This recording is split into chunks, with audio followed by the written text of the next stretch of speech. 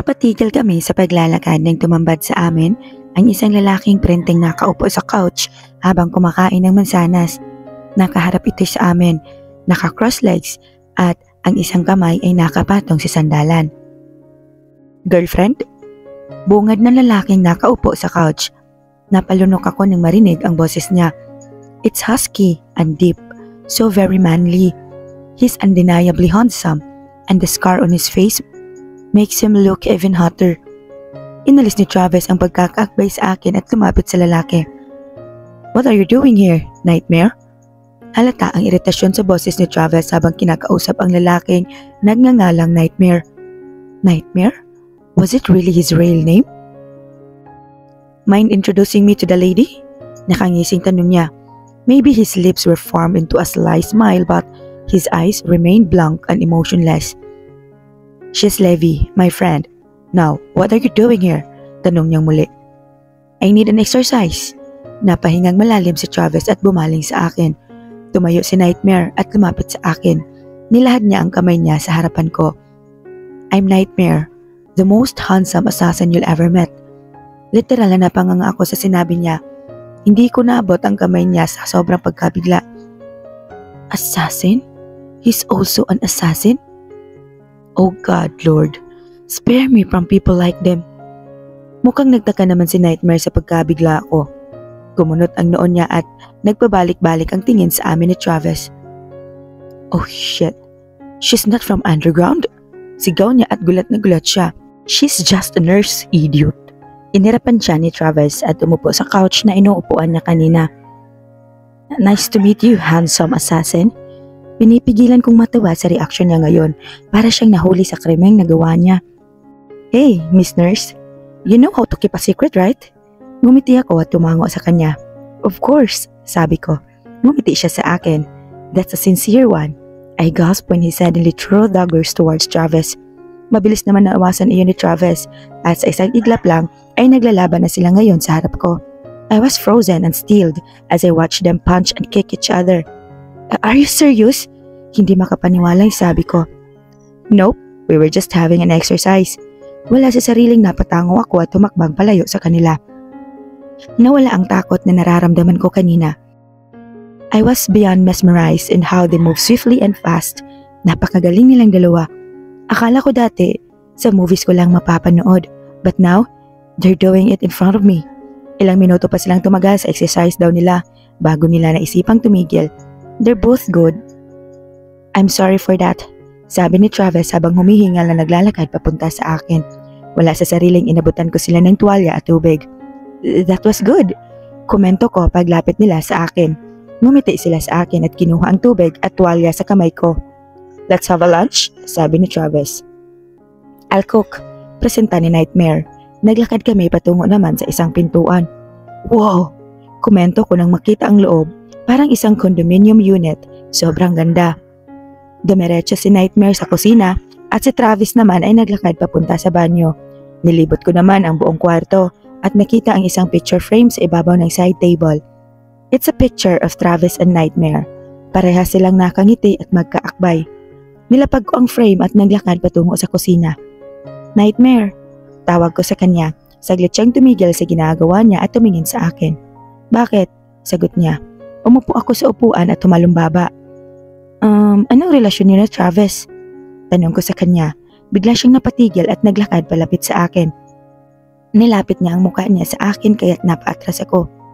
Look at me, sabi niya. I gulped and looked at him.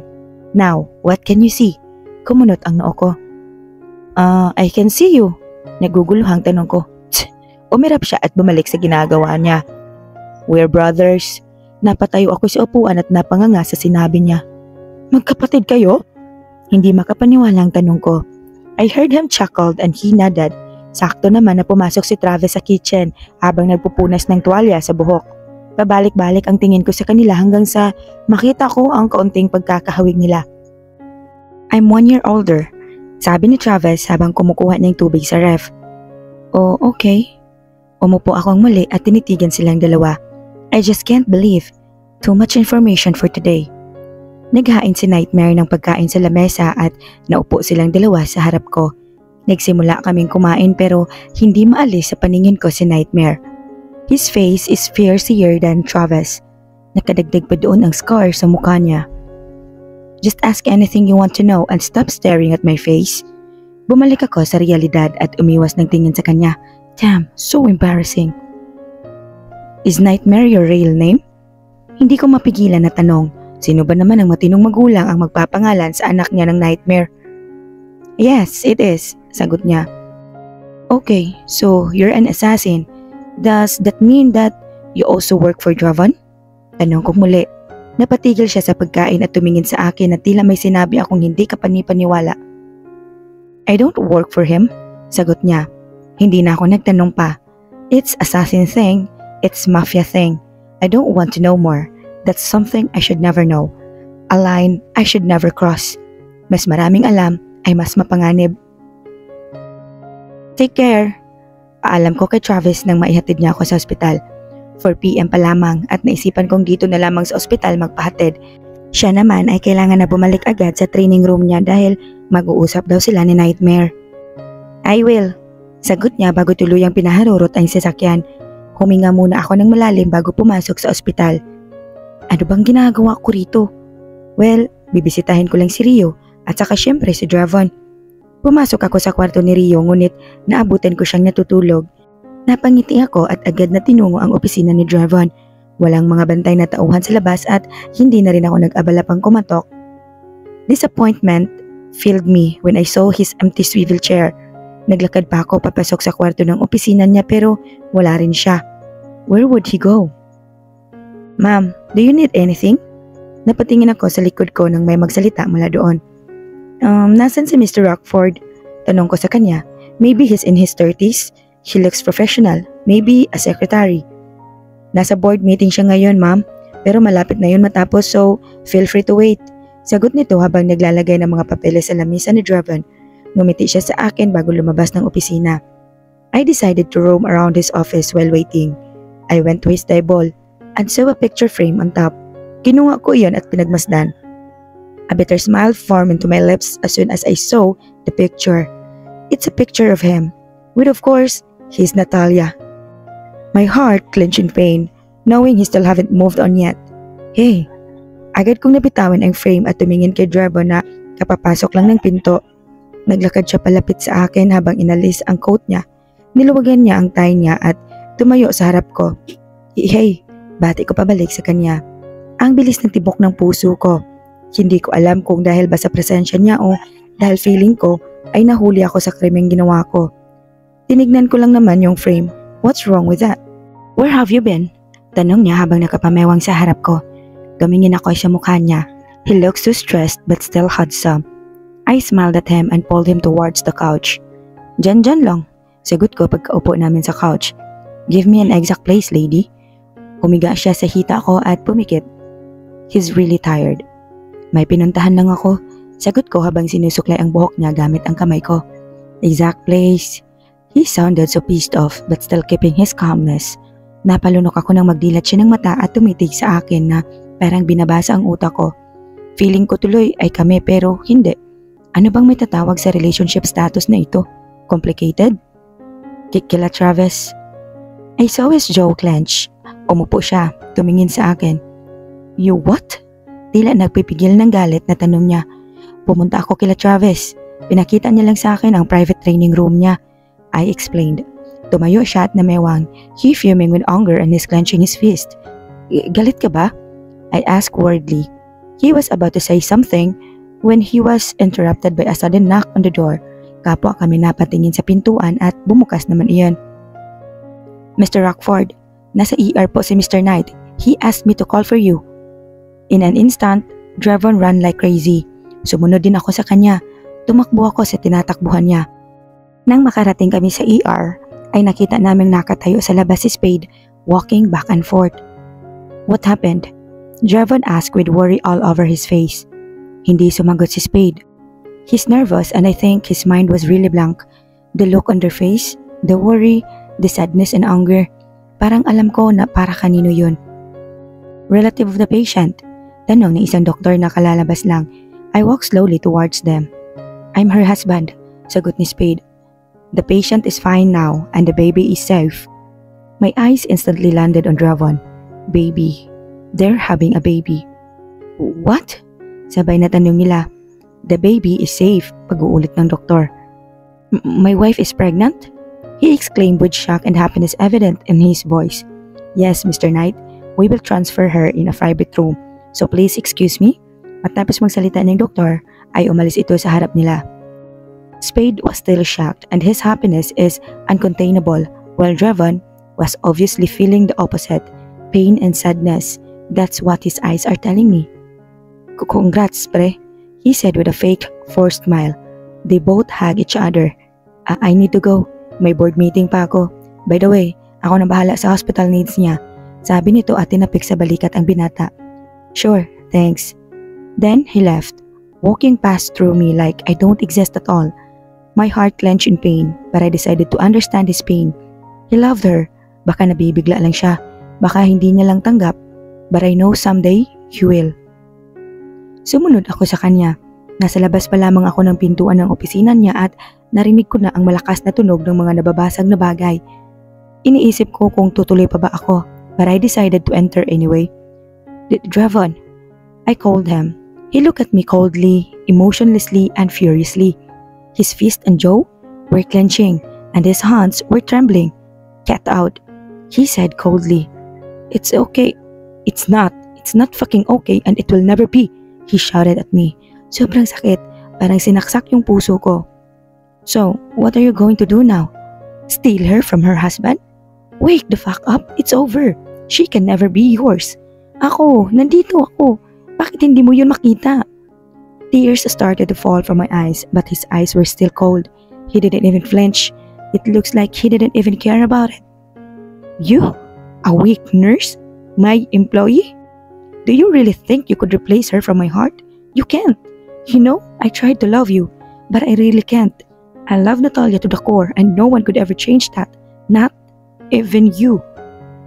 Just when I thought there's something going on between us, just when I thought he somehow likes me too. Akala ko gawa-gawa lang ng isip ko na mahal pa niya si Natalia, but the truth has been told. He still loved her. To the core, and no one could ever change that. Not even me. I'm just plain stupid to assume things.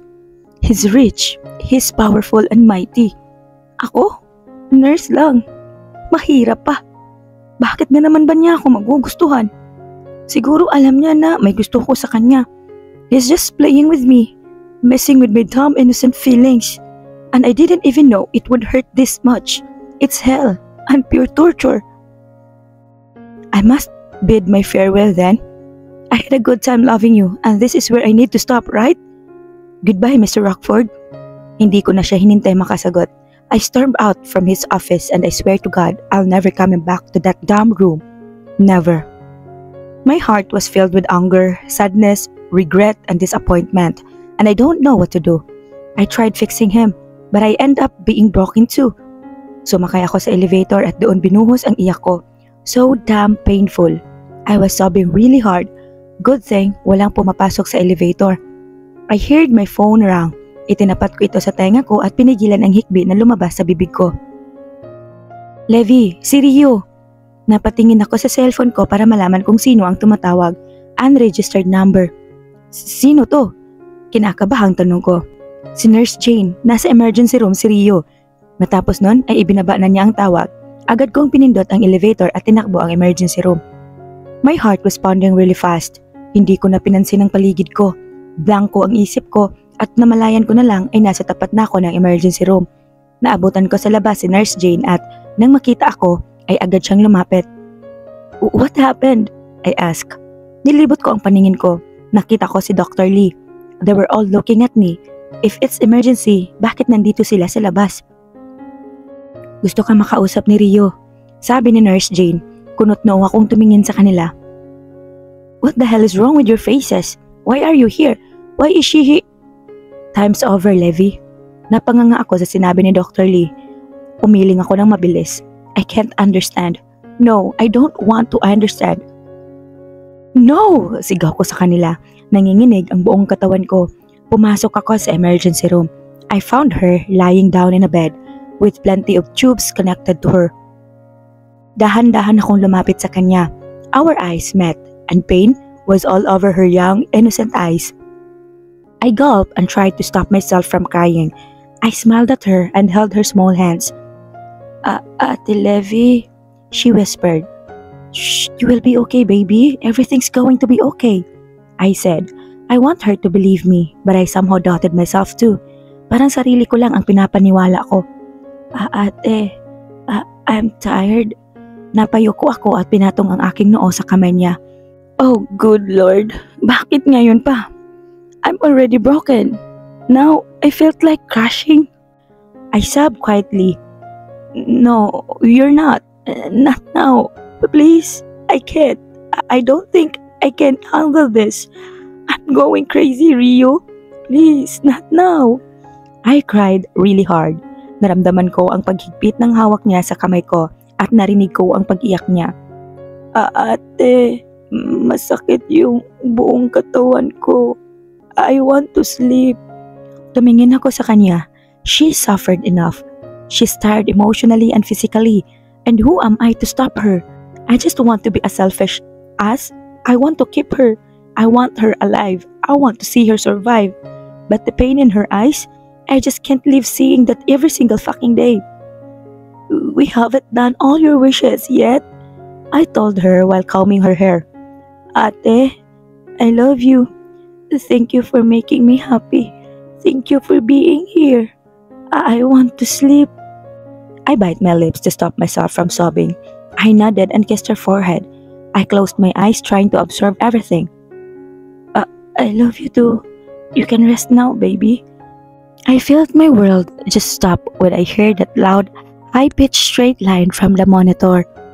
Her grip from my hand loosened and her eyes closed. I can hear the people behind me cried too. Napuno ng malakas na palahaw ko ang buong kwarto. Painful isn't enough to describe how this feels. Mas gusto ko na lang mamatay. I can feel them tapping my back, comforting me. But I can't be comforted. Nothing could ever comfort me, not even God's. No one. No one and nothing could ever take away the pain, anger and regret I have in my heart. I ran away from that place because this is what I'm good at, running away when it's unbearable. Tumakbo ako ng tumakbo, walang direksyon at walang nakikita. My mind was blank and I just let my feet brought me anywhere. Then, I just found myself here in the same spot where I almost died and got raped. But I can't even feel any fear. My heart was numb. I didn't even flinch when I was surrounded by men in black. I just looked at them while still sobbing. They're wearing masks and if they're here to kill me, I don't give a fuck. Are you here to kill me? I asked them bravely. I stopped sobbing, but tears continued to flow across my cheeks. It's endless. Yes, are you ready to die? Tanong ng isa. Pinapalibutan nila ako. May hawak silang mga baril. I laughed bitterly and looked above the dark sky. No stars are visible and it looks like it's about to rain tonight. Great, I want to die on rainy days. Just end it fast. I whisper and close my eyes, waiting for my death, offering my life to these murderers, willingly. I can't even fight. I'm weak. I'm just a nurse. Bakit pa ako magtatangkang lumaban if they're here to kill me? Ano ang laban ko? They look well-trained. They look like assassins. Hindi ko mabilang kung ilang minuto na ba ang lumipas at hanggang ngayon ay nakatayo pa ako. I decided to open my eyes and I saw a familiar figure of man fighting with the men in black. He's silently fighting them and stopping them from going near me. He didn't even call me. He didn't even call for my attention. He just kept killing everyone who attempts to go near me. He's like telling me to mourn, cry, and agonize while he fight and kill anyone who dares to bother me. I just stared at the scenario in front of me. It's bloody, but I just stared at them, emotionlessly. Tears still running across my cheek, and my heart felt numb. There are a lot of men attacking him, and I don't know how the hell he could fight like that. I've known him for years, and I've never thought he could kill and fight like this. Is he also part of them? Wake up! Let's get out of here! He said and dragged me. We were about to run when a loud gunshot made us stop from our truck. Parang nagising ang diwa ko sa lakas ng pagputok na iyon. Stephen! I called for him when he suddenly fell and kneel don't tell me. Fuck no, enough! You can't fucking die. I had enough for today. I told him while helping him stood up. Just run, Levi, he said, and blood started to fall from his mouth. Nanlamig ang buong katawan ko at napahawak sa likod niyang may tama ng baril. Umiling ako at niyakap siya. No, Stefan, if you want to save me, don't die. If you die, I might really go crazy, sabi ko habang humahagulgol. He nodded and wiped my tears. I won't. Hang on. I'll get you out of here. I helped him stood up. Sunod-sunod siyang nagpaputok ng baril pero mas marami ang kalaban niya. Itinago niya ako sa likod na niya na parang pinoprotektahan ako. But he fell again. This time, dumudugo na rin ang balikat niya. Marami na siyang balang natatamo. And this is already fatal in the next few minutes. Steph, don't leave me. I begged and kneeled beside him. Tinignan ko ang mga natamo niyang bala at napakarami nun. Damn, what the hell is wrong today? Bakit ganito kamalas? Levi, please, just run. Nahihirapang sabi niya. No, if you die today, take me with you. I whispered and held his hand. Kinuha ko ang baril sa kamay niya at kumanti ng putok sa mga lalaking papalapit sa amin. This would be my first time firing a gun to a real person. Maybe because of too much anger and adrenaline, I could successfully shot them and eventually kill them.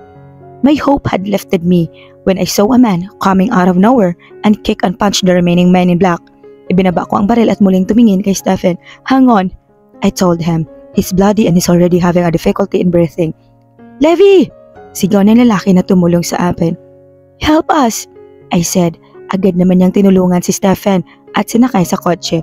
Pumasok din ako agad at pinaharurot niya ang sasakyan. I held Stephen's hand and cried hard again.